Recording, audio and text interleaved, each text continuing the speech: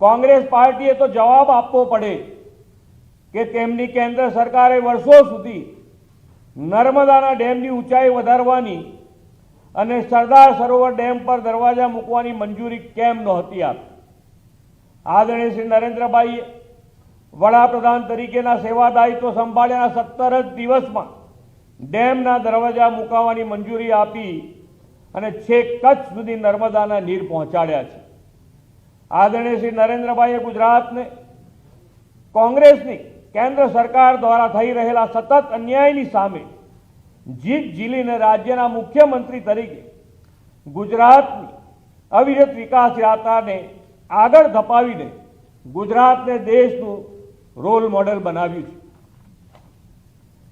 કોંગ્રેસે ગુજરાતના વિકાસને આવી સિદ્ધિઓ અપાવનાર આદરણીય શ્રી નરેન્દ્રભાઈને મોતના સોદાગર કહીને ગુજરાતની અસ્મિતાને ઠેસ પહોંચાડી હતી, પરંતુ ગુજરાતની જનતાએ શ્રી નરેન્દ્રભાઈમાં પ્રચંડ વિશ્વાસ મૂકીને કોંગ્રેસને સ્પષ્ટ જાકારો આપ્યો, છતાં હજુ પણ કોંગ્રેસની ગુજરાત અને ગુજરાતી વિરોધી માનસિકતા બદલાઈ નથી।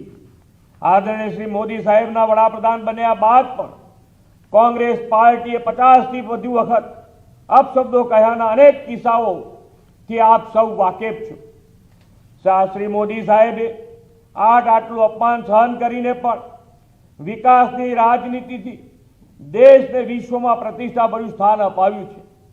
વડાપ્રધાન શ્રી તરીકે રાષ્ટ્ર પ્રથમ અને નાગરિક દેવો ભવના મંત્ર સાથે આગળ વધીને દેશને વિશ્વની ત્રીજી મોટી આર્થિક વ્યવસ્થા બનાવવા આગળ વધી રહ્યા છે। ગાંધીજી, સરદાર સાહેબ અને શ્રી મોદી સાહેબના નેતૃત્વમાં ગુજરાત હંમેશા રાષ્ટ્ર નિર્માણ માટે અગ્રેસર રહ્યું છે અને રહેવાનું છે।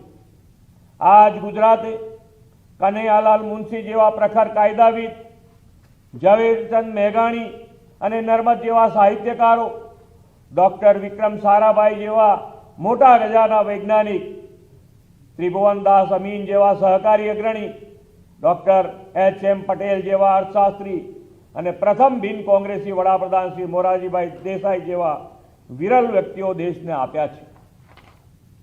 આજ ગુજરાત દેશના જીડીપીમાં 8%થી વધુ યોગદાન આપે છે। ઔદ્યોગિક ઉત્પાદનમાં દેશમાં 17% હિસ્સો ગુજરાતનો છે। ગુજરાત એકલું જ દેશનું 40% કાર્ગો હેન્ડલ કરે છે। દેશના ફાર્મા માર્કેટમાં ગુજરાતનું યોગદાન 30% અને નિકાસમાં 19% છે। દેશની રિન્યુએબલ એનર્જીમાં ગુજરાતનો હિસ્સો 16.50% છે। ગુજરાત આજે ડાયમંડ, કેમિકલ, ટેક્સટાઇલ જેવા ક્ષેત્રોમાં લીડર સ્ટેટ છે। ગુજરાતે ગિફ્ટ સિટી સ્થાપીને રાજ્યને દેશનું ફિનટેક કેપિટલ બનાવ્યું છે। ગુજરાતીઓના પરિશ્રમથી આજે સાણંદ દેશનું ઓટો હબ બન્યું છે અને હવે સાણંદ ધોલેરા સેમિકન્ડક્ટર હબ બનવાના છે।